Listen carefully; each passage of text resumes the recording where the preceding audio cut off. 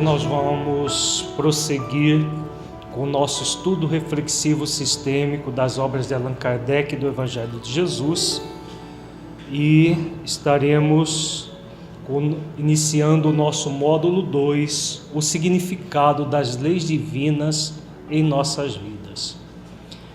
Vai ser praticamente este módulo um desdobramento do módulo anterior, em que nós trabalhamos a presença amorosa de Deus em nossas vidas.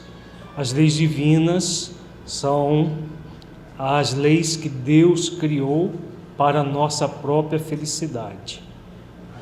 Para que nós sintamos Deus profundamente em nós, é fundamental a sintonia plena com as leis divinas.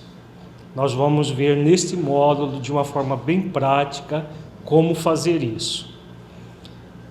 Neste primeiro encontro, nós vamos trabalhar uma reflexão sobre o significado das leis divinas em nossas vidas.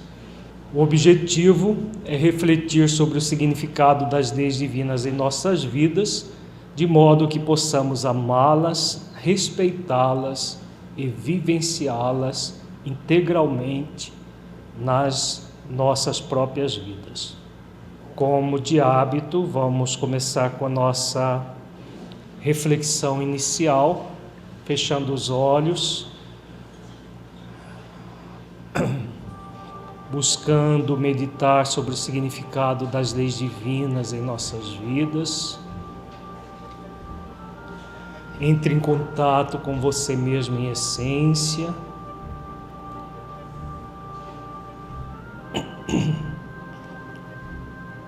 Buscando sentir-se filho, filha de Deus.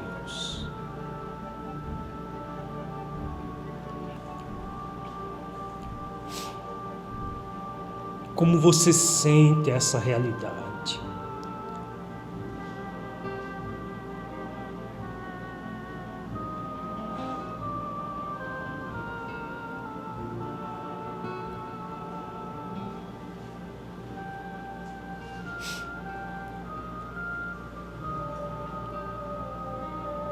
Você a sente de modo a se entregar plenamente a Deus e às leis divinas?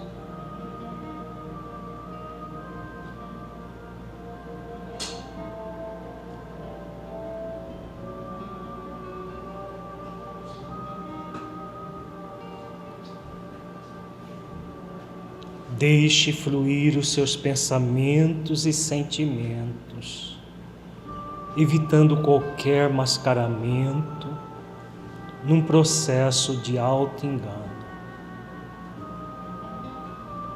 Seja verdadeiro, verdadeira com você, analisando-se com autenticidade.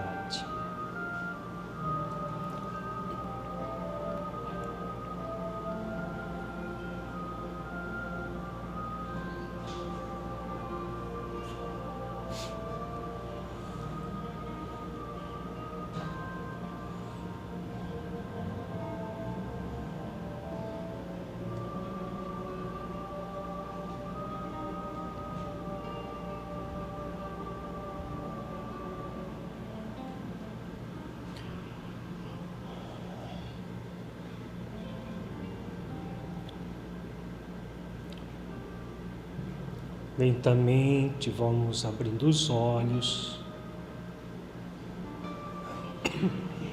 buscando a sintonia com a parte teórica que estaremos trabalhando na noite de hoje. Inicialmente vamos refletir sobre qual é o propósito existencial do espírito imortal. A missão que ele traz em sua consciência. Qual é o nosso grande propósito, pessoal? Buscarmos a verdade para nos aproximarmos de Deus. Exatamente. De uma forma sintética, nós poderíamos dizer que essa é a grande missão do espírito imortal, que está exarada na questão 115 de O Livro dos Espíritos, quando Kardec pergunta: dos espíritos, uns terão sido criados bons e outros maus? Resposta muito clara: Deus criou todos os espíritos simples e ignorantes, isto é, sem saber. A cada um deu determinada missão, com o fim de esclarecê-los e de os fazer chegar progressivamente à perfeição pelo conhecimento da verdade, para aproximá-los de si. Nesta perfeição é que eles encontram a pura e eterna felicidade. Então nós temos aqui, principalmente nas palavras sublinhadas, o grande propósito das nossas existências. Uma determinada missão de chegar progressivamente à perfeição pelo conhecimento da verdade, para nos aproximarmos do próprio Criador. Nesta busca de perfeição, nós vamos encontrar a pura e eterna felicidade. Os benfeitores continuam dizendo: passando pelas provas que Deus lhes impõe, é que os espíritos adquirem aquele conhecimento. Uns aceitam submisso a essas provas e chegam mais depressa à meta que lhes foi assinada. Outros só a suportam murmurando, e pela falta em que desse modo incorrem, permanecem afastados da perfeição e da prometida felicidade. Então, para que nós possamos adquirir esse conhecimento e nos aproximarmos de Deus, nós vamos passar por provas. Onde nós passamos essas provas?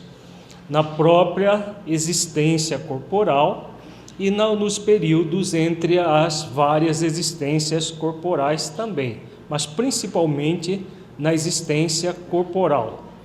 No mundo físico, onde nós convivemos com espíritos de várias hierarquias, de várias condições, nós vamos ser convidados a fazermos esforços para poder realmente passar por essas provas, e passar por essas provas representa exatamente o movimento de conhecer as leis divinas, amá-las, respeitá-las e vivenciá-las em nossas vidas.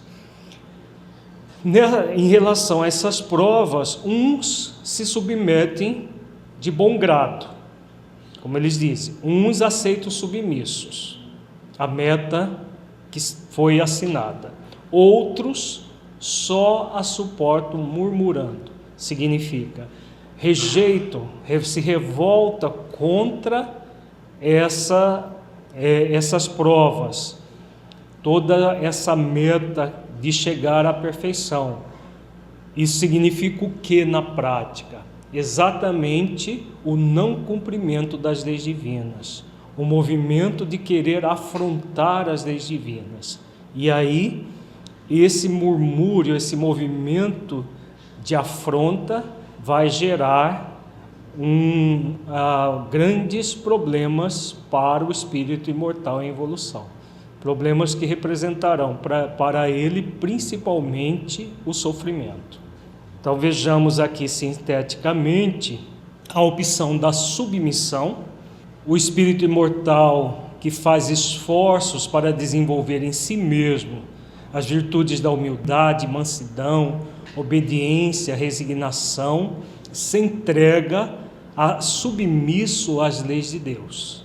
Isto é, submete-se ao dever consciencial de realizar a missão que traz íncita em si, aproximando-se gradualmente do Criador, até poder dizer como Jesus: estou no Pai e o Pai em mim, adquirindo o direito de usufruir a pura e eterna felicidade da onipresença amorosa de Deus em si mesmo. Então essa é a grande missão que nós somos convidados a nos submeter. Ninguém é obrigado a se submeter. Quando nós aceitamos submissos por escolha consciente, nós nos movimentamos na direção de Deus e o resultado é a pura e eterna felicidade, porque vai chegar um momento que nós entramos nessa unidade plena com Deus, como Jesus nos ensina, que é um convite que todos nós temos na nossa consciência, nos aproximando plenamente do Criador, quando nós nos tornamos espíritos crísticos. O murmúrio é o processo circunstancial. Por que circunstancial? Porque ele não é existencial, no sentido de que é algo transitório para o espírito. Cedo ou tarde, todo espírito que murmura vai aceitar submisso a meta assinada de adquirir a pura e eterna felicidade como o maior dever que nós temos na nossa consciência. Ao mesmo tempo que é um direito, é um dever. Então o murmúrio, ele é circunstancial. Ele pode durar milhares de anos, mas vai ser sempre algo transitório na vida do espírito.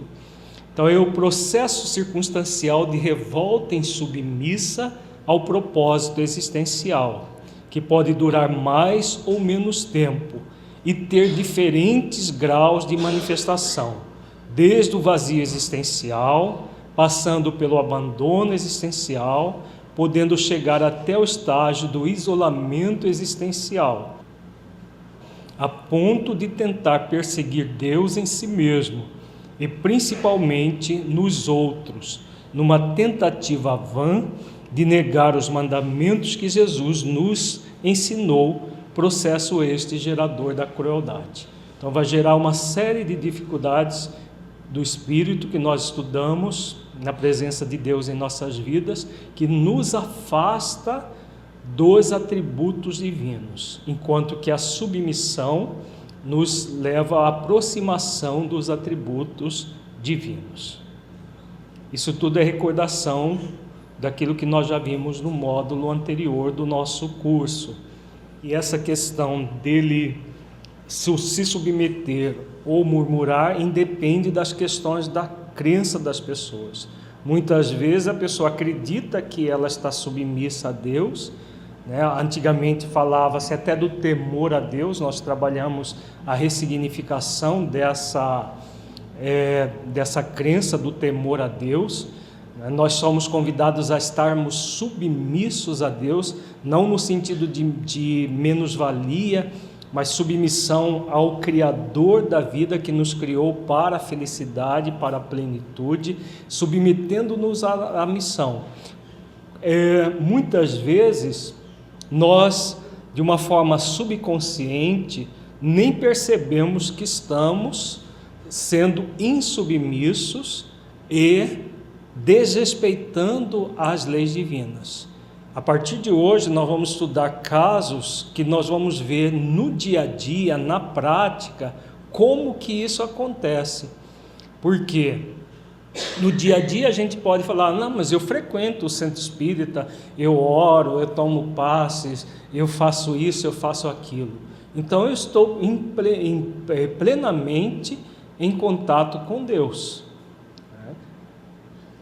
Isso pode ser verdadeiro? Pode, desde que a pessoa esteja o tempo todo se esforçando para realmente amar e vivenciar as leis.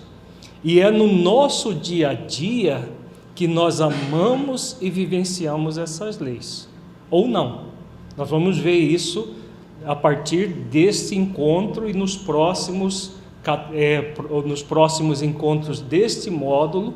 Nós vamos ver em cada encontro um caso verídico. Os nomes foram trocados para que a gente possa entender isso na prática, como que se dá o murmúrio e como que se dá a submissão.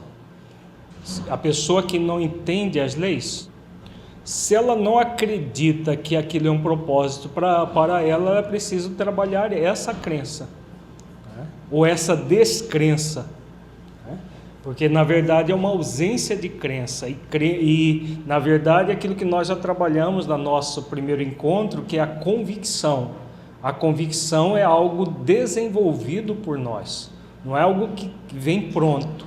Você desenvolve pela reflexão, pelo raciocínio, pelo sentimento.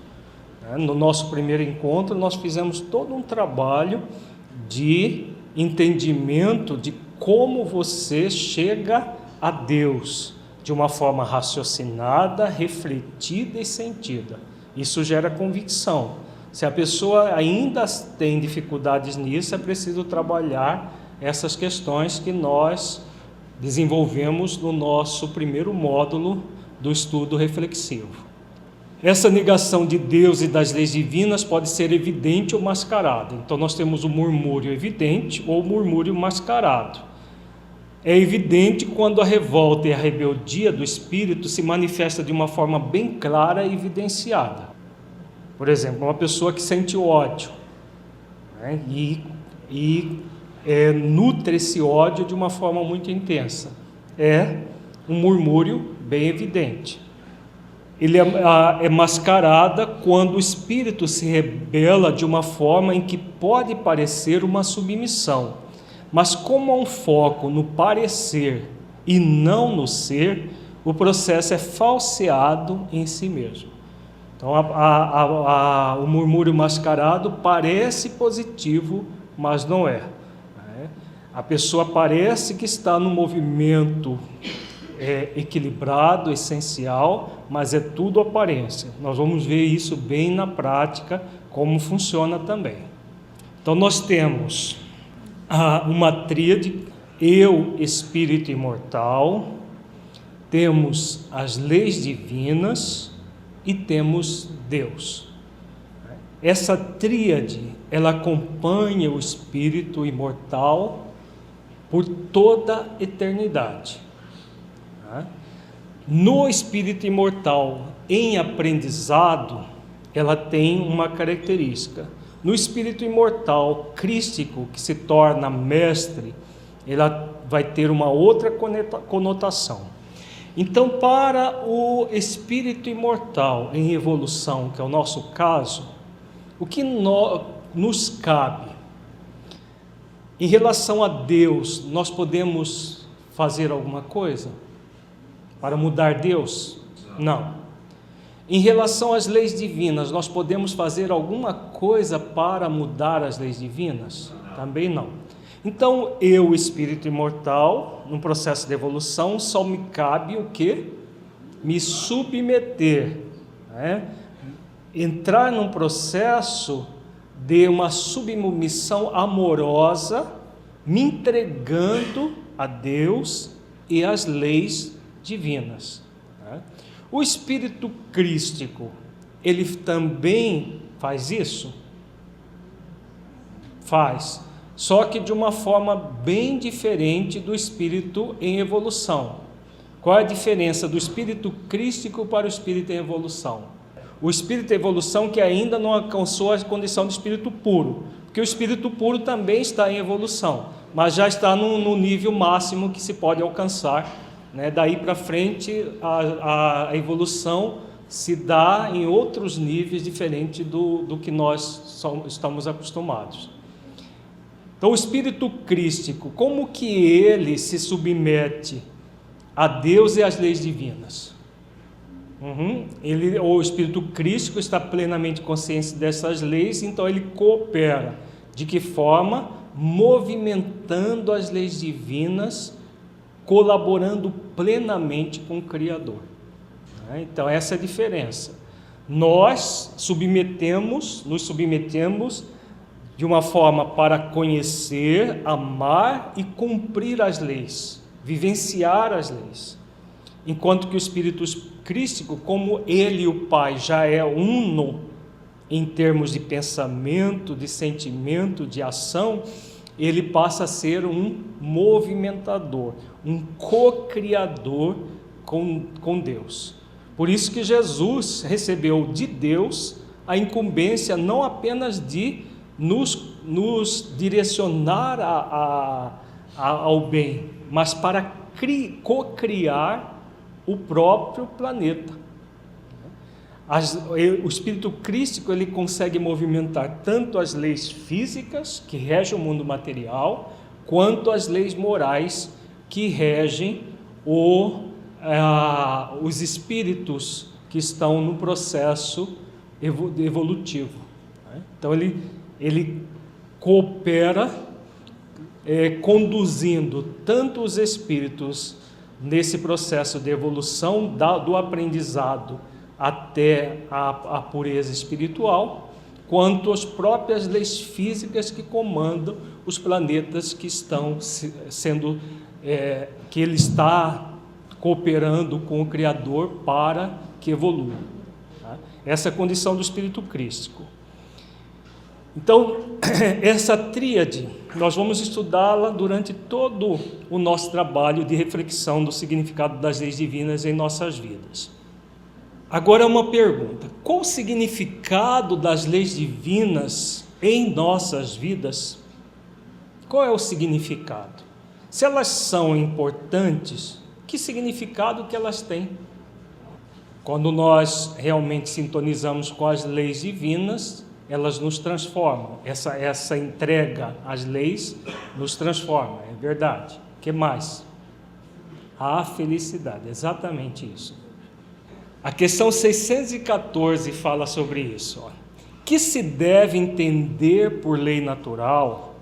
A lei natural é a lei de Deus.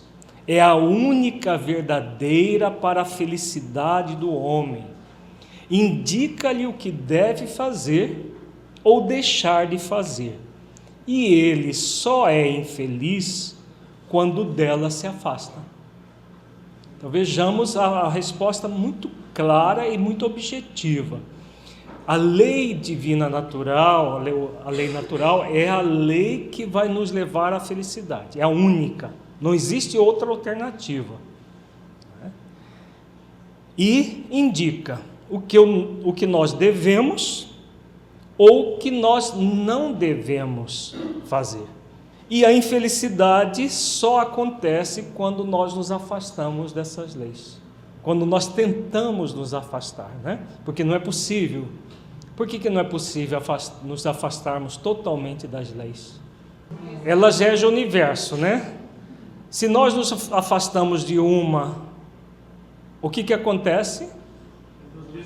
Vem outra e nos pega na esquina, né? Nós podemos nos afastar, por exemplo, da lei do amor? Podemos nos afastar. Tem como afastar da consequência do afastamento da lei do amor? Que lei é essa? Lei de causa e efeito. Então não tem como nos afastarmos de todas as leis, de algumas delas sim. O próprio fato de querer se afastar é uma lei divina, a lei de liberdade. Nós podemos? Podemos. Então está cumprindo a lei de liberdade. Só que a lei de liberdade está intimamente ligada com a outra lei? Responsabilidade, exatamente. A causa e efeito vem depois.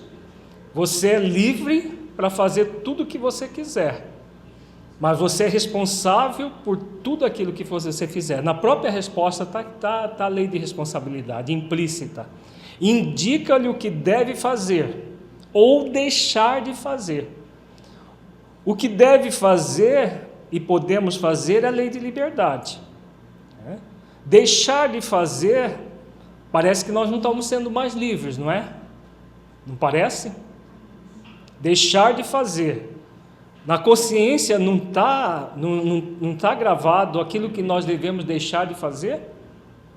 Por que está? Porque não é só a lei de liberdade que tem na nossa consciência. Todas as leis estão.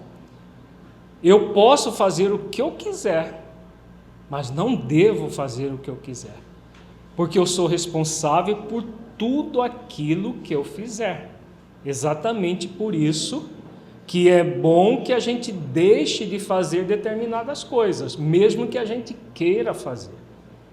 Eu quero, posso, mas não devo, porque eu sou livre.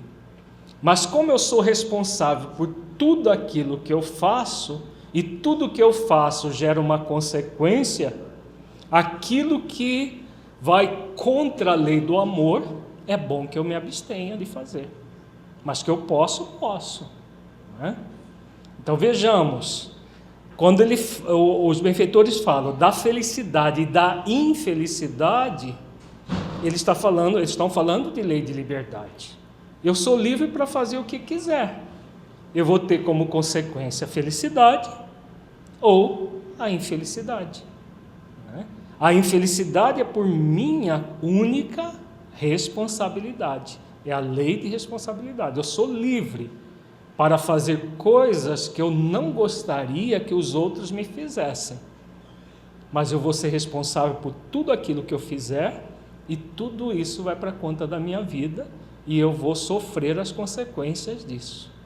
Como eu vou gozar da felicidade de fazer aos outros aquilo que gostaria que os outros me fizessem.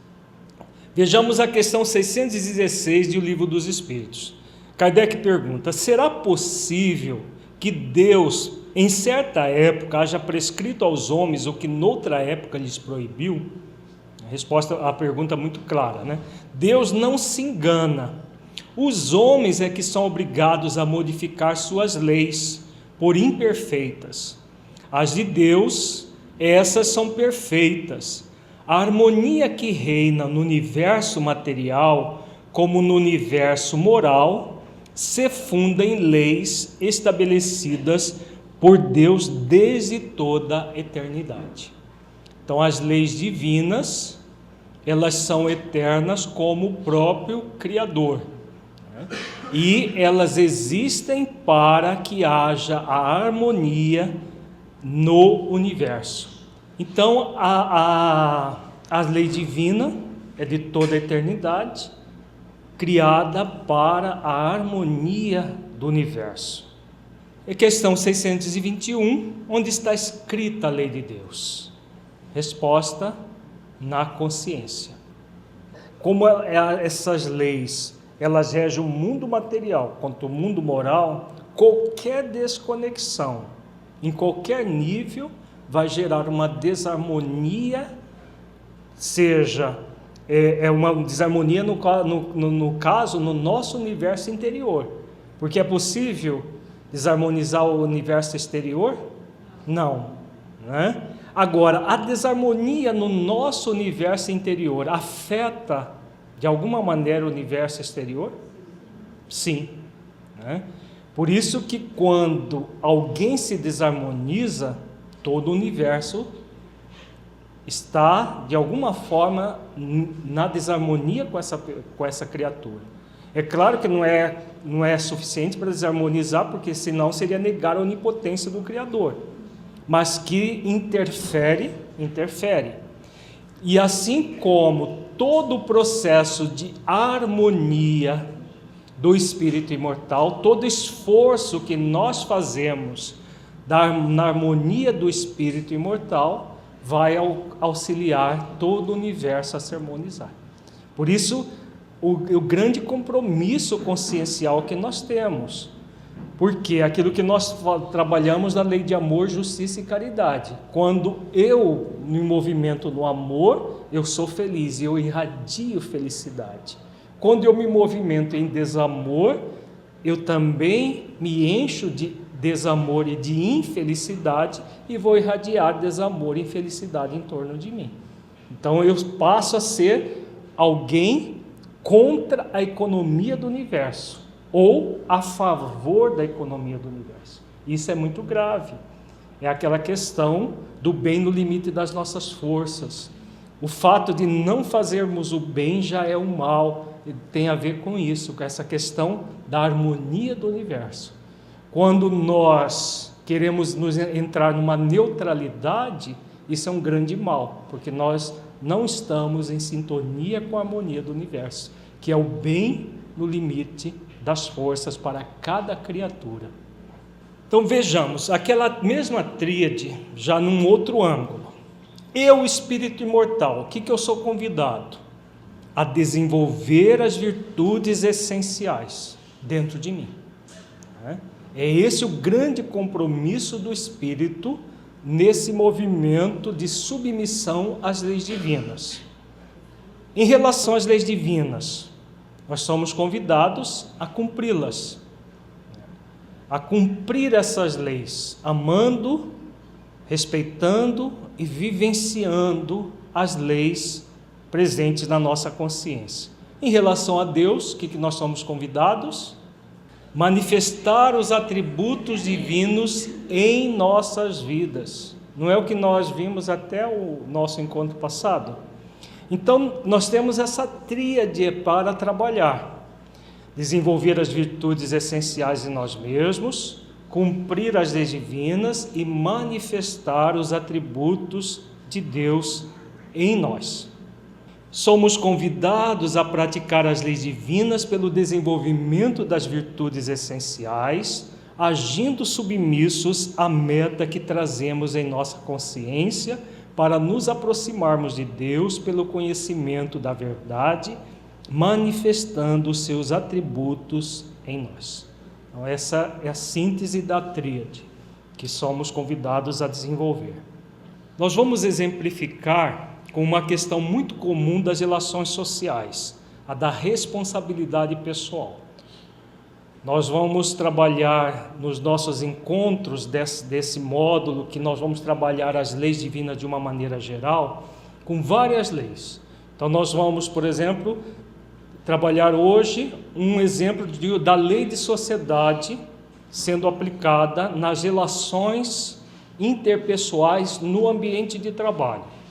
No próximo encontro nós vamos trabalhar a lei de sociedade nas relações interpessoais no trabalho voluntário, dentro do centro espírita, por exemplo. Tá? Os casos são verídicos, como nós dissemos, e foram modificados para que as pessoas não sejam identificadas, para que o estudo seja o mais pragmático possível. As nossas reflexões, e é importante que nós entremos no movimento, não de julgar a pessoa que nós estaremos estudando o caso, mas trazer o caso para dentro das nossas vidas.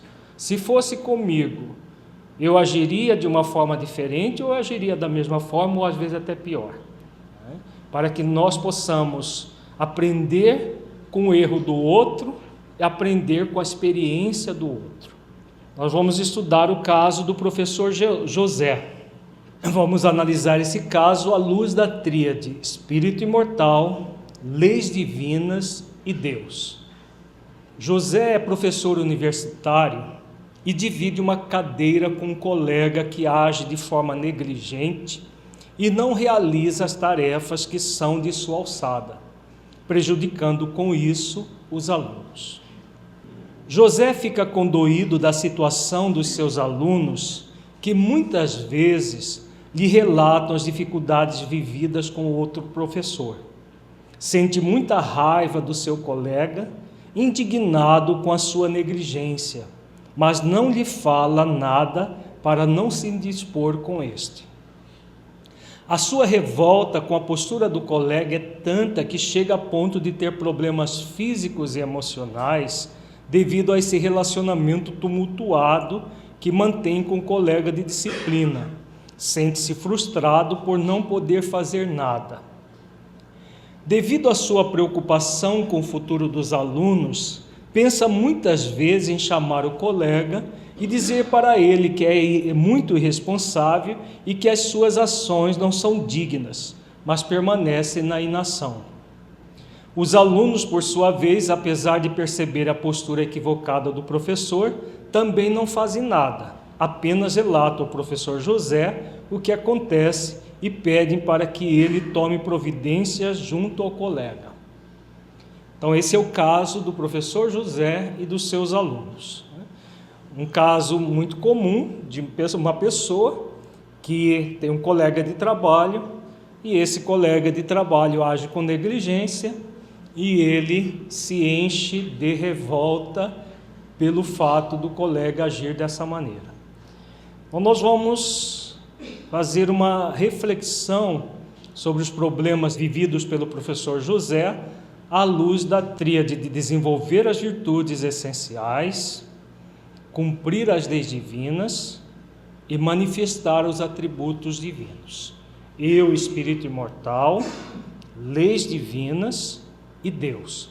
Lembrando que eu só posso O único que eu posso agir é em mim, espírito imortal. Cada um de nós somos um espírito imortal em evolução. As leis divinas cabe a nós cumpri-las amando-as. E os atributos divinos nos entregando a Deus. O que é entregar a Deus? Exatamente manifestar os atributos de Deus dentro de nós. Então vejamos aqui algumas questões para o nosso estudo. Primeiramente, quais os atributos divinos o professor José está distanciado nesse caso específico? Então, só para lembrar, para que a gente não fique frustrado de não lembrar os atributos, vamos ver aqui. E aí nós vamos ver cada atributo e onde o professor José está distanciado. Na questão da eternidade, nós temos a submissão, que é a ocupação. E nós temos os dois murmúrios, o murmúrio evidente, pós-ocupação, e o murmúrio mascarado, que é a preocupação. No caso do professor José, ele está se afastando do atributo da eternidade? O que vocês acham? Sim. De que forma? Murmúrio, mas o murmúrio, qual o murmúrio que ele tem principalmente? Preocupação. Tá? Então ele se preocupa com o futuro dos alunos. Os alunos vão ser mal formados porque tem um professor negligente. Né? Ele preocupa-se com o futuro e também com... São duas questões que geram preocupação para o espírito imortal e que faz com que ele se afaste de Deus. Uma nós já falamos, que é o futuro em relação ao tempo presente. O que mais que gera? A preocupação com o outro. Ele tem como mudar o outro espírito imortal? Então ele se preocupa com os alunos e com o professor, o colega negligente. Então ele está no movimento focado no outro, né? Ele pode mudar o outro espírito imortal? Não. Ele só pode mudar eu, espírito imortal. Então vamos guardar isso aí, para que a gente raciocine, reflita e possamos sentir em nós, na hora que nós formos trabalhar, como superar o problema. No nível da soberana bondade, nós temos a submissão, que é a bondade, e nós temos o murmúrio evidente e mascarado. O murmúrio evidente é a maldade, e o mascarado é a pseudo-bondade. O professor José está também afeto a essa questão? Sim. O que predomina no professor José? A pseudo-bondade. Ele não é maldoso, não há maldade nele, mas há uma pseudo-bondade. Porque o foco no outro espírito imortal. Se eu não posso mudar o outro espírito imortal e eu fico tentando fazer isso, eu estou numa pseudo-bondade. Da imaterialidade, nós temos a submissão, espiritualidade e imortalidade. No murmúrio, materialismo, espiritualismo materialista. Nesse caso específico, aparece algum desses atributos aqui?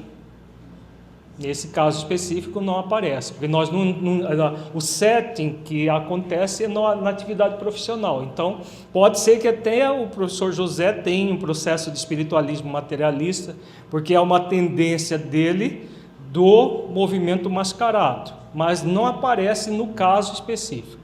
Pode ser que ele tenha, se aparecesse numa atividade no ambiente religioso, de repente poderia aparecer isso, mas nesse caso específico não aparece. Em termos de unicidade, nós temos submissão à individuação e o murmúrio, a desumanização e o personismo. O caso do professor José, há algum desses? A individuação é quando ele busca, centrado nele mesmo, crescer enquanto espírito imortal. A desumanização, quando ele age de forma egoística, egocêntrica, em detrimento dos outros. E o personismo, quando ele adquire uma persona e vive essa persona focado no parecer e não no ser. Há muito claro um personismo. De que tipo? Do pseudo bondoso, do bom moço, aquele que é o protetor dos fracos e dos oprimidos. Não é muito comum isso nas relações sociais? Os alunos, eles faziam algum esforço de mudar a situação? Ou ele pedia para o professor José bonzinho resolver o problema para eles? O professor José era muito bonzinho, ele que tinha que resolver o problema dos alunos e não os próprios alunos, por causa desse movimento do personismo. O personismo está ligado às máscaras do ego, o tempo todo buscando parecer em detrimento do ser. Então fica muito claro aí o personismo dele. Em termos da imutabilidade, nós temos a submissão, que é a imutabilidade essencial, o murmúrio, que é a volubilidade, e a pseudo-inalterabilidade. Aparece algum desses? Lembrando, imutabilidade essencial são as características do espírito imortal, de ser filho de Deus, caminhando para a perfeição relativa. Isso é imutável em nós. Agora, uma coisa é você ter isso imutável e sintonizar com isso e alimentar isso. Outra coisa é você alimentar o murmúrio. Na volubilidade é aquela pessoa volúvel, que está o tempo todo no movimento negligente em relação à vida. Nesse caso específico, o professor José tem esse movimento? O professor José não tem. Quem é que tem, nesse caso? O colega dele. O colega dele, ele está nesse movimento de volubilidade com a própria vida. No caso do professor José, qual é a característica dele? Pseudo-inalterabilidade, porque ele cristalizou aquela forma de atuar junto à vida, junto aos alunos. E na verdade não é só os alunos, todo o processo de vida dele acontece aquilo dele ser a pessoa focada na persona. Toda pessoa focada na persona entra no movimento da pseudo-inalterabilidade. Onipotência, nós temos na submissão a potência, no murmúrio a impotência, a pseudo-onipotência e prepotência. Aparece isso no professor José? Aparece, de uma forma muito clara, é o atributo que mais aparece claramente. E no caso deste atributo, existe só uma polaridade? Os dois. Quando ele diz que ele não pode fazer nada, qual o movimento que ele está apresentando? Impotência. Quando ele quer mudar o outro, o que ele está aqui manifestando? Pseudo-onipotência. Ele acha que ele tem o poder de mudar o professor, o colega dele. E aí o que ele age? Ele age com prepotência. Só que essa prepotência ela é manifestada, como ele tem a persona do pseudo-bondoso, onde fica a prepotência? Vai para o corpo e a mente. Ele entra em estado de ansiedade, inclusive estava com uma úlcera gástrica, graças a esse movimento prepotente, agressivo. A agressividade não era externada e era somatizada. É somatizada e também vai para o nível da mente, um nível de ansiedade muito grande que ele passa a ter. Então isso tudo é o que? Prepotência. Porque a prepotência não é só o movimento de agressividade com o outro, é também de autoagressividade. Como ele tinha o movimento de querer mudar o outro, mas ao mesmo tempo ele ficava contido na marra, porque ele não queria assim expor com o colega, porque ele é o bom moço, e o bom moço tem que sempre estar bem na foto com todo mundo. Então o que ele fazia? Ele jogava para o corpo e para a mente toda a prepotência dele, que ele não se dava conta, né?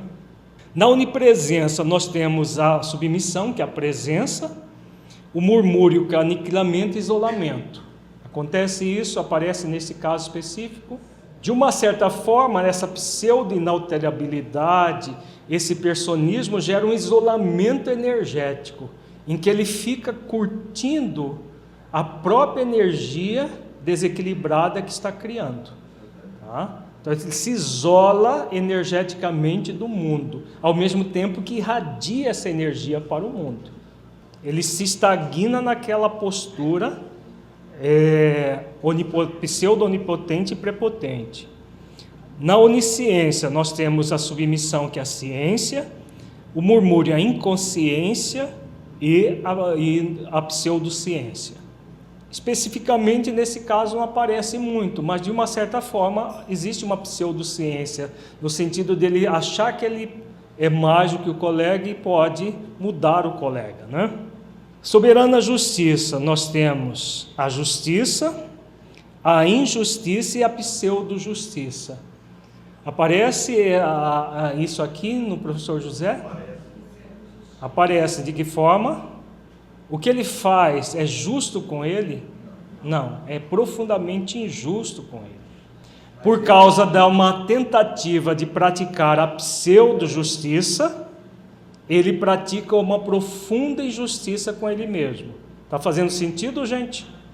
Porque ele quer praticar uma pseudo-justiça, ele quer fazer com que o colega negligente haja de uma forma equilibrada. Ele tomou as dores dos alunos para resolver o problema dos alunos. Isso tudo é pseudo-justiça.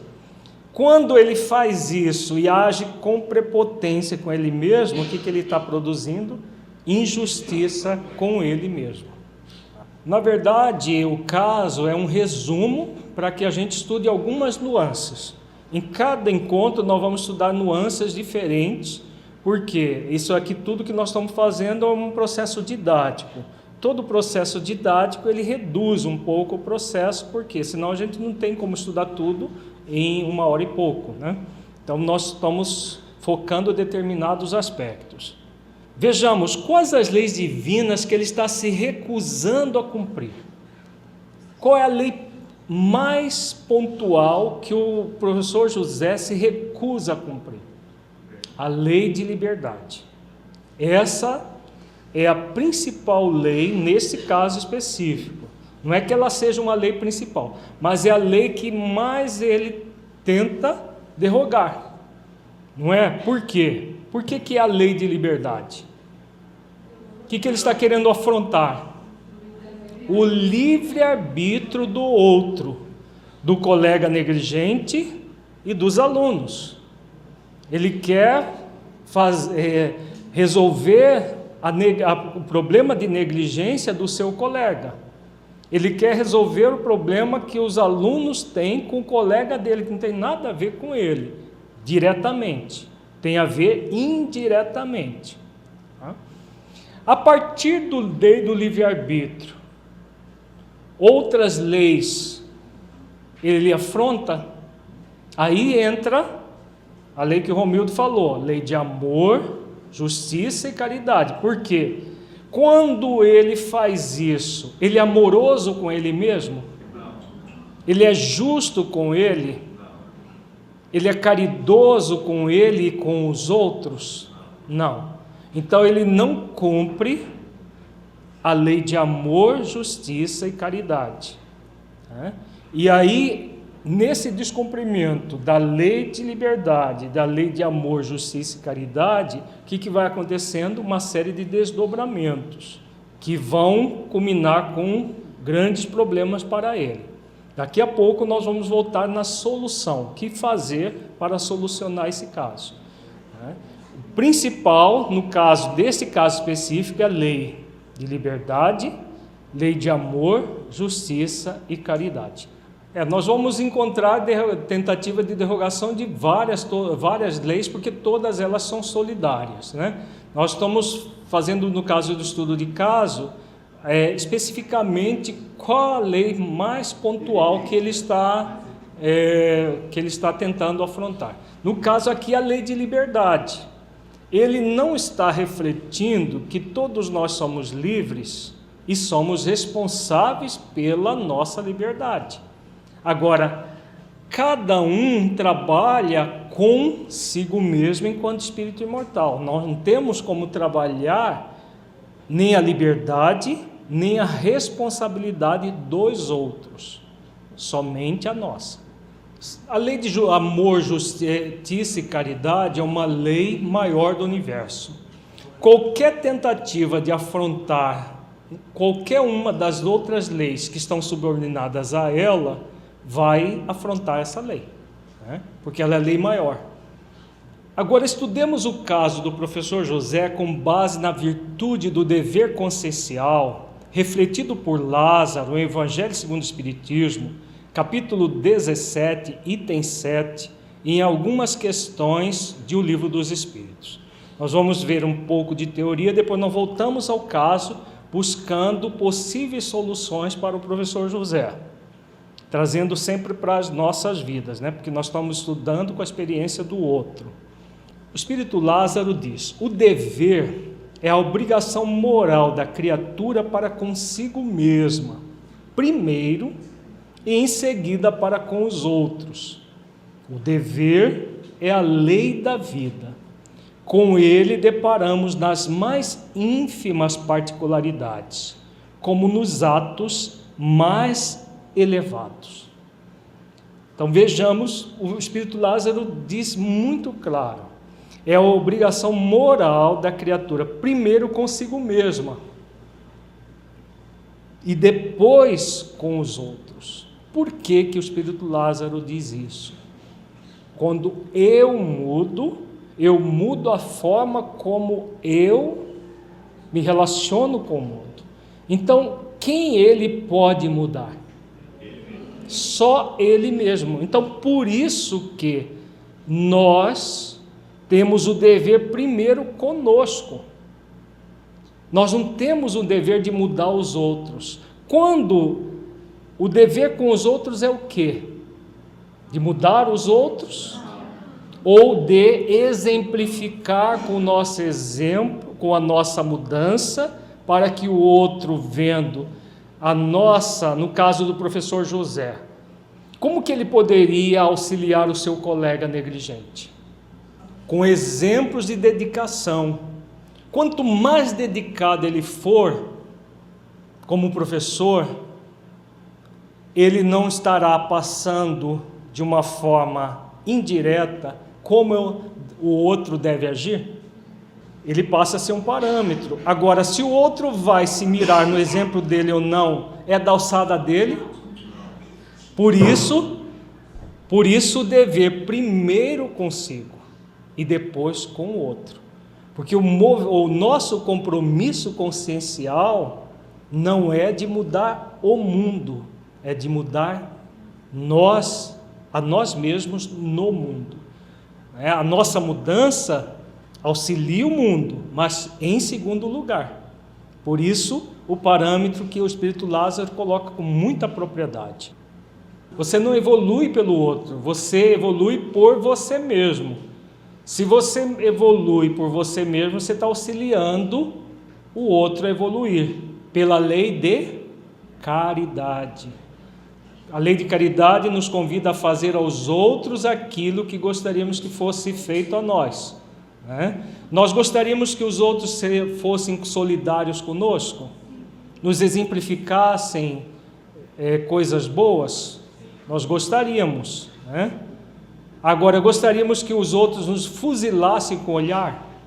Ninguém gostaria. Então, se nós não queremos para nós, não vamos fazer isso aos outros, né? Então ele fala também que o dever é a lei da vida. Com ele nos deparamos das mais ínfimas particularidades. Então, em todas as situações, todas as circunstâncias da nossa vida, nós somos convidados a desenvolver essa virtude, chamada dever, que nós colocamos o adjetivo consciencial para defini-la bem nas nossas vidas. Continuemos aqui com o Espírito Lázaro. O dever íntimo do homem fica entregue ao seu livre arbítrio. O aguilhão da consciência, guardião da probidade interior, o adverte e sustenta, mas muitas vezes mostra-se impotente diante dos sofismas da paixão. Então vejamos, o dever está intimamente ligado ao livre-arbítrio. O livre-arbítrio, nós podemos ser o fiscal do livre-arbítrio do outro, a consciência do outro, melhor dizendo, né? O guardião da probidade interior do outro. Por isso, o dever primeiro conosco e depois exemplificar para o outro, mas nunca poderemos ser o guardião da probidade interior do outro.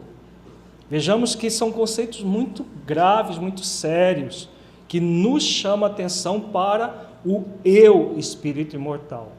As leis divinas cabe nos entregar a elas. Se nós aprendermos a respeitar minimamente essa regra de conduta, nós vamos nos libertar de uma série de aflições que nós criamos desnecessariamente.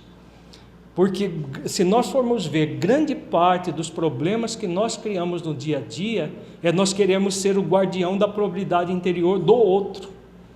Nós nos ficamos horrorizados, indignados com o que os outros estão fazendo. Ficamos até com raiva e fuzilamos energeticamente os políticos, os colegas, as pessoas, querendo ser o guardião da probidade interior do outro. E aí, o que nós fazemos conosco? Se nós estamos querendo ser guardiões dos outros, nós abandonamos a nós mesmos, né? Então, esse dever íntimo é nosso. Com a nossa mudança, nós podemos pontuar questões para o outro, se for possível, se for pertinente, mas nunca querer ser o guardião do outro. É o que o professor José queria. Ele queria ser o guardião da probidade interior do colega. E aí sim ficava naquela roda viva que ele criou para ele mesmo. O sofisma da paixão são as questões que nós podemos usar para não cumprimento do dever? Exatamente. O professor José não achava que ele estava fazendo coisas corretas? Ele achava que estava sendo correto, sendo guardião da probidade interior do colega. Esse é o sofisma da paixão. Quando eu entro no pseudo, da máscara, do murmúrio mascarado, são os sofismas da paixão, porque a paixão o que é? É o movimento egóico evidente, mas quando é sofismado o movimento egóico evidente, o que eu crio? A máscara. O sofisma é aquele que parece positivo, mas não é, parece verdadeiro, mas não é. Então nós criamos muitos sofismas e queremos ser o guardião da probidade interior dos outros. E desconectamos de nós mesmos, e de Deus, e das leis divinas. Não é complicado? A tríade inteira fica totalmente desconectada. Vejamos que o Espírito Lázaro fala que o dever é o guilhão da consciência, guardião da probidade interior. E ele fala que é a obrigação moral da criatura. Agora vamos lá no Livro dos Espíritos, para ver o que definição se pode dar da moral. Kardec pergunta aos benfeitores.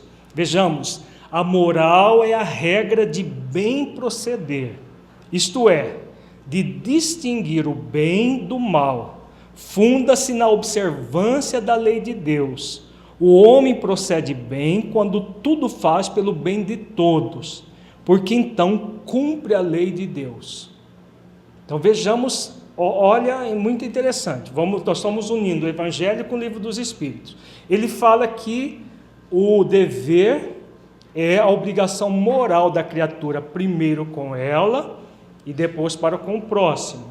E que o dever é o guardião da probidade interior que está na nossa consciência.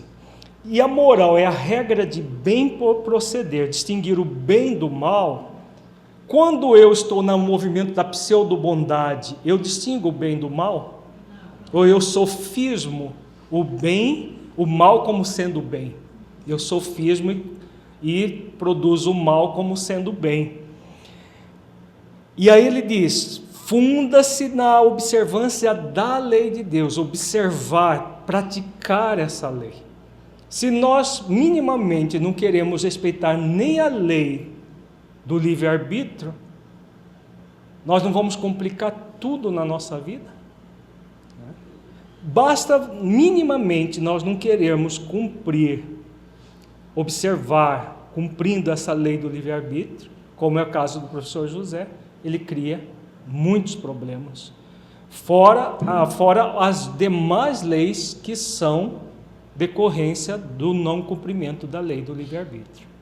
Quando Jesus diz que não podemos servir a Deus e a Mamon, não tem a ver só com as questões materiais que são entendidas, Mamon como sendo as questões materiais e as questões espirituais de Deus. Qualquer movimento do espírito não querer respeitar as leis divinas é um movimento de querer servir a dois senhores, mesmo procedendo, entre aspas, no bem. Como o professor José, ele queria, com tudo aquilo, fazer algo bom. Havia uma intenção positiva, só que no nível das intenções secundárias, havia todo um movimento falseado, sofismático, que gerava o mal, que gera o mal.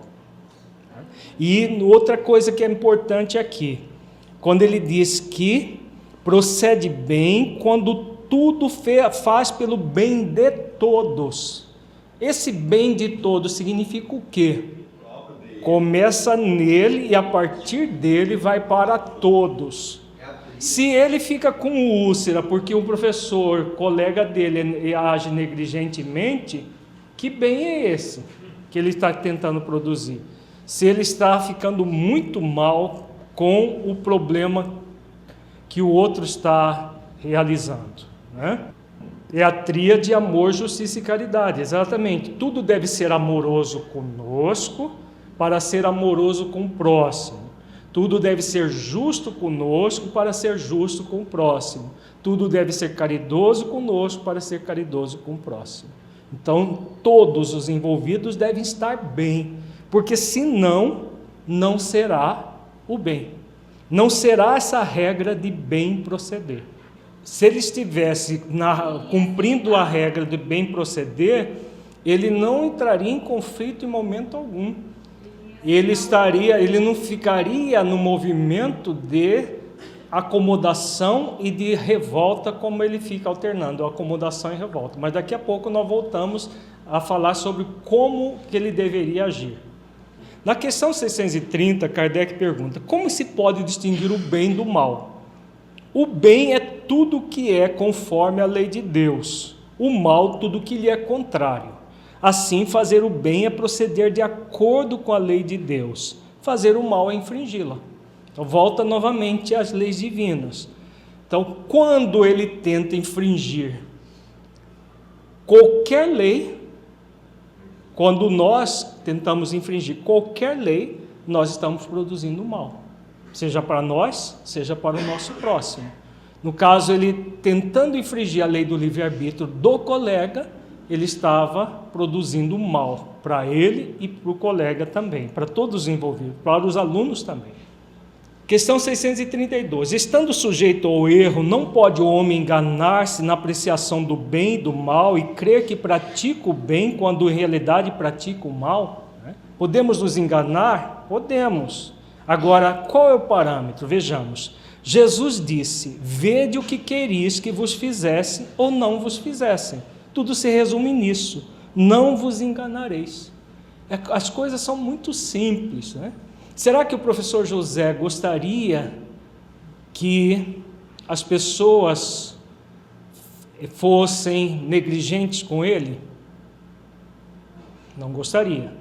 Será que ele gostaria que as pessoas ficassem fuzilando ele energeticamente? Também não. Então ele está agindo com o outro de acordo com aquilo que ele não gostaria que fizesse com ele. O que norteia tudo são as leis divinas, né? No caso aqui dessa resposta é a lei de caridade, né? Fora da caridade não há salvação. Então, fazer aos outros aquilo que gostaríamos que o outro fizesse a nós. Isso que determina a lei de caridade. Agora vamos voltar ao caso do professor José para entendermos profundamente como agir de uma forma consciencial, realmente de acordo com as leis divinas. Então vejamos, as ações que o professor José pode realizar para cumprir a tríade: desenvolver as virtudes essenciais, cumprir as leis divinas e manifestar os atributos divinos. Então vejamos, o cerne da questão dos atributos é a questão da individuação, da bondade, dos atributos de Deus trazendo para dentro das nossas vidas. A individuação é o cerne central, porque a individuação é aquele movimento que nós vimos, que é da pessoa se tornar plenamente humana, para que a partir dessa humanidade profunda, ela comece a trabalhar a angelitude. Nós estamos muito distante desse momento da individuação plena, para começar o trabalho de angelização. Então, todo o trabalho que nos cabe diante da vida é trabalhar pela nossa individuação, desenvolvendo a bondade real, a justiça, nos sentindo filhos de Deus, aprendizes da vida no processo de evolução. Esse é o grande convite para todos nós, inclusive para o professor José. Para isso, é necessário desenvolver as virtudes essenciais, cumprindo as leis divinas. Então, primeiro passo, o que ele deve fazer na questão dos atributos? Então, nesse caso específico, o que o professor José deve fazer, nós vimos que a maior parte dos atributos ele não está cumprindo, ele não está manifestando, fazendo exercício, né? No nosso nível evolutivo, nós fazemos exercícios. Então, a partir da individuação, ele é convidado a fazer exercícios para ser amoroso, justo e caridoso. No caso do livre-arbítrio do colega, o que ele pode em relação a isso? O livre-arbítrio do colega, ele pode alguma coisa? Não, ele não pode nada em relação ao livre-arbítrio do outro, porque ele é guardião da probidade interior do outro? Não, né? Agora, ele pode fazer alguma coisa nesse caso? Ou ele vai se entregar à impotência? Não posso fazer nada, já que eu não sou guardião da probidade interior do outro. No caso do poder real, o poder real, quem trata um movimento de individuação trabalha o poder real, poder de realizar ações de transformação da própria vida. Ele é guardião da probidade interior dele. Quando ele faz isso e se torna um professor realmente diligente, um professor que se ocupa com os alunos, dando o melhor que ele pode para os seus alunos, o que ele está fazendo com isso?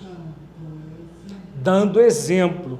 Quando ele dá o exemplo, não é aquilo que ele pode fazer de mais profundo? Agora, ele fica só nisso ou ele pode ir além?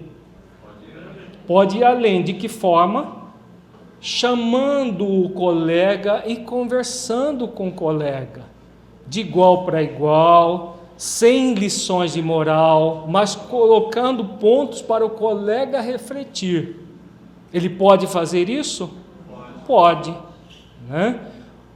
O colega é livre para ouvir o que ele disse e aplicar, ou não, né? Agora, a parte dele, ele já fez, se ele fizer isso? Sim, ele fez a parte dele. Então, é aquilo que o Lázaro coloca: dever primeiro para com ele, depois para com o outro, dentro dos limites colocados por quem? Quais são os limites do professor José? As leis divinas, né, gente? Não são as leis divinas os limites dele? Ele pode, desde que não interfira no livre-arbítrio do outro. Qual é o nosso grande movimento que perturba? de querer interferir no livre-arbítrio do outro. Esse é o problema.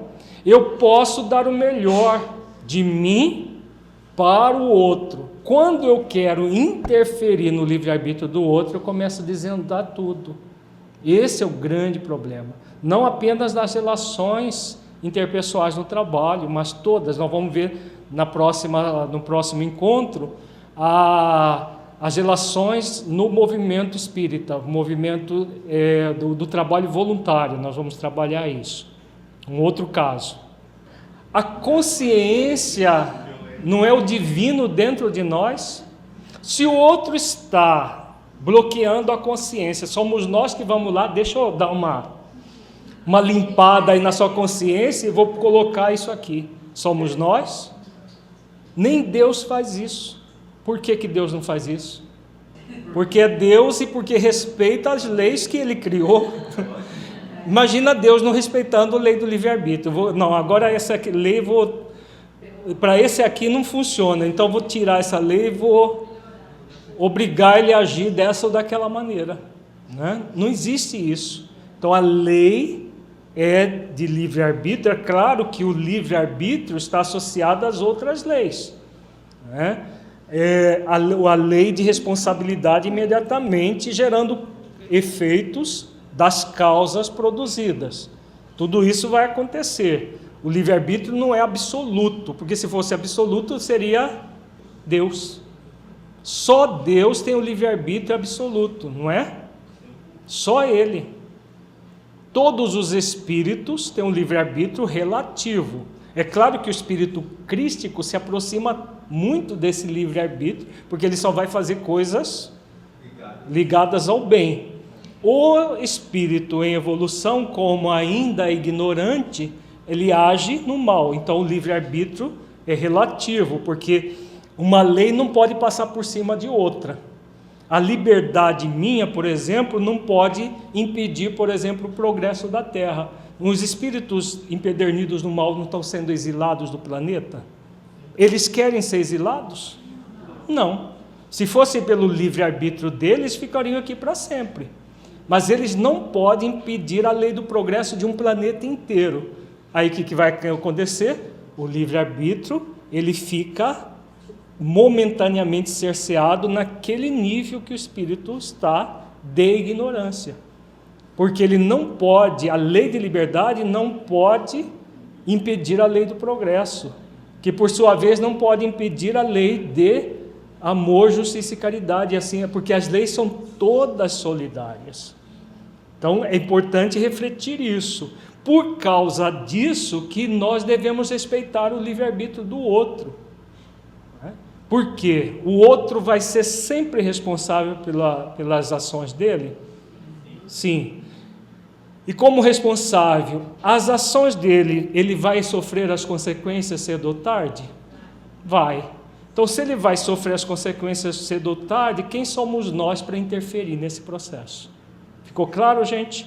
Passemos à frente que o nosso tempo está urgindo. Quais as leis divinas que ele deve se esforçar para cumprir? Principalmente a lei de liberdade. Depois a lei de liberdade, a lei de amor, justiça e caridade, principalmente. Porque a atitude dele, sofismática, não é amorosa com ele mesmo. Não é justa nem caridosa. Nem com ele, nem com o colega, nem com os alunos. Por que não com os alunos? Ele está usando de pseudo-bondade com os alunos, né? Se ele fala que vai resolver os problemas dos alunos e não resolve, porque ele não quer se indispor com o professor, o que ele está fazendo também com os alunos? Está enganando os alunos, né, agindo como o bonzinho, fazendo média, e aí ele é o bom moço e o outro é o mau. Né? E além disso, o que ele está também produzindo indiretamente? Acomodação dos alunos impedindo que eles resolvam os próprios problemas. Não é todas as vezes que nós impedimos o outro de progredir, nós não estamos fazendo algo muito grave, né? Nós estamos interferindo, querendo ajudar, mas acaba sendo uma desajuda. Depois nós vamos trabalhar isso futuramente em outros casos. Que leis divinas estão relacionadas ao esforço de praticar a virtude do dever? Vejamos, o que são as virtudes? Vamos fazer uma comparação metafórica. Vamos observar um rio. Todo mundo imagina um rio agora. Imaginar um rio? O que é nesse rio virtude? O que é lei divina?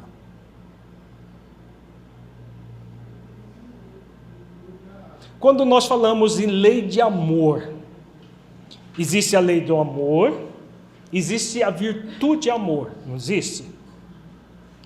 Observando o rio, o que é a lei, o que é a virtude num rio? A lei é todo o rio, a virtude é a água do rio. Porque o rio é só as margens, ou tem uma calha, tem margens, tem leis físicas que determinam o rio ir em direção ao mar, não existe uma série de questões. Então as leis divinas é o rio completo. Dentro do rio existe a água é a virtude. Então lei de amor, virtude, amor. Quando nós fazemos esforço para cumprir a lei de amor, o que nós estamos fazendo? Nós estamos desenvolvendo o sentimento de amor em nós mesmos. Nós estamos desenvolvendo a virtude do amor. Faz sentido? Porque nós passamos a ser a água do rio em movimento. Se a água do rio para, o que ela vira? Lodo, apodrece, não é? Se a gente paralisar uma água do rio, ela apodrece, ela vira um pântano, estagnada, né? E aí o que vai acontecer? Surgem outras leis, no caso a lei de causa e efeito, para dar um jeito dessa estagnação se movimentar. Mas não, por quê? Porque não existe estagnação permanente. Então, quando nós não fazemos esforço de desenvolver as virtudes, o que acontece na nossa vida? Surge o sofrimento para que a gente saia da estagnação, para que nós saiamos da estagnação. Faz sentido? Então, que leis estão relacionadas ao esforço de praticar a virtude do dever? Nós vimos que o dever é o guardião da probidade interior, né? Ele é a obrigação moral da criatura para consigo mesmo e para com o outro, em segundo lugar, para consigo mesmo primeiro e para com o outro. Lei de amor, justiça e caridade. O dever é basicamente o cumprimento dessa lei de amor, justiça e caridade. Tudo mais é consequência desse cumprimento. Vamos só agora, para concluir, fazer a nossa avaliação reflexiva. Feche os olhos, entre em contato com você mesmo em essência, buscando sentir o conteúdo estudado neste encontro. O que você entendeu do conteúdo que se aplique à sua vida?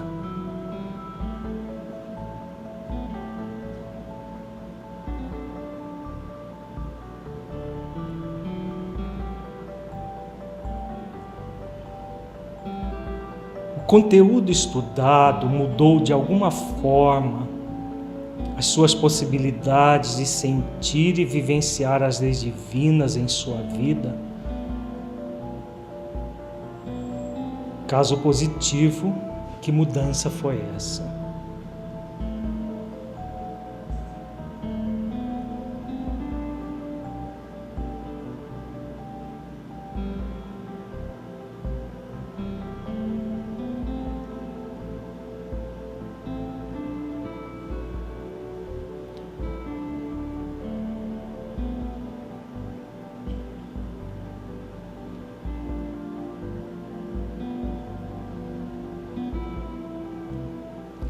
Nesse encontro, refletimos sobre o conceito de submissão a Deus, pela prática virtude do dever consciencial, bem como do murmúrio com a revolta insubmissa.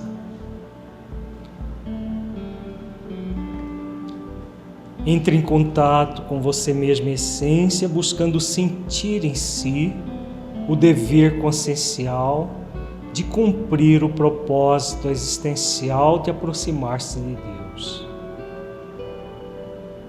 Como você o sente?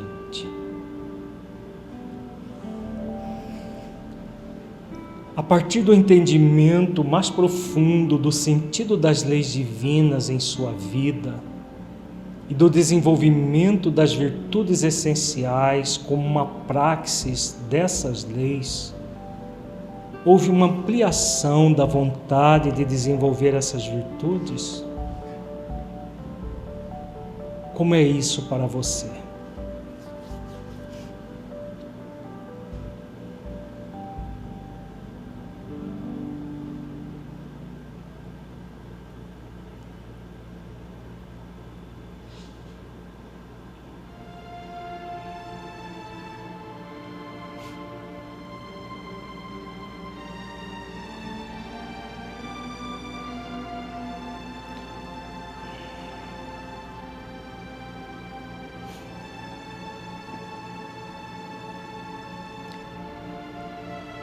Neste encontro, refletimos sobre a importância de fazermos esforços para desenvolver o dever consciencial, de efetivarmos os atributos de Deus em nossas vidas, submetendo às suas leis. Busque sentir essa possibilidade dentro de si. Como você a sente? Como é realizar esses esforços para você?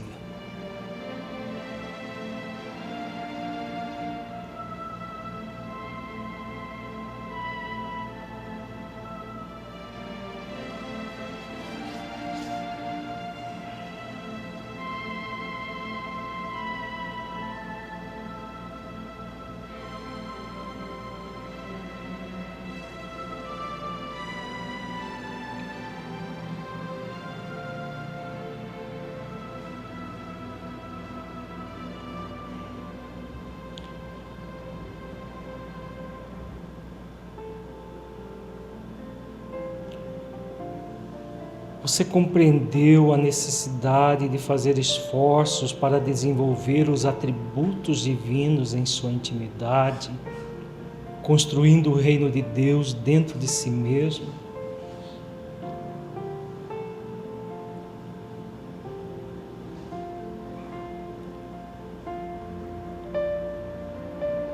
Como você sente a sua vida aplicando esse conteúdo? Como ele pode melhorar a sua vida em sua busca de autotransformação e nas suas atividades na prática do bem?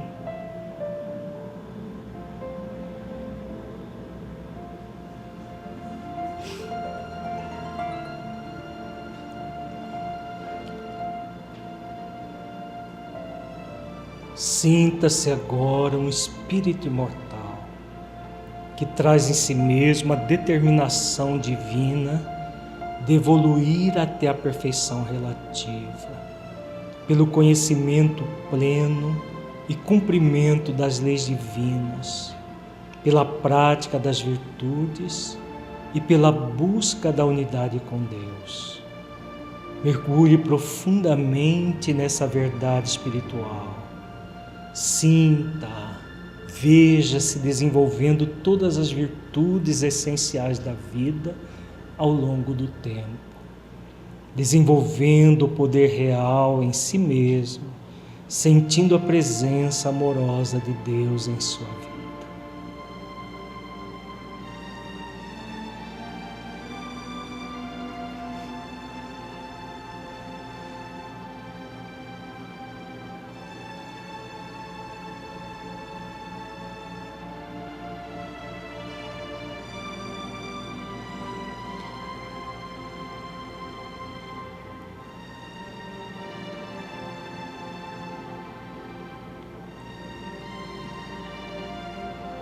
Agora lentamente vamos retornando ao estado de vigília para a nossa prece, agradecendo a oportunidade a Jesus e a Deus.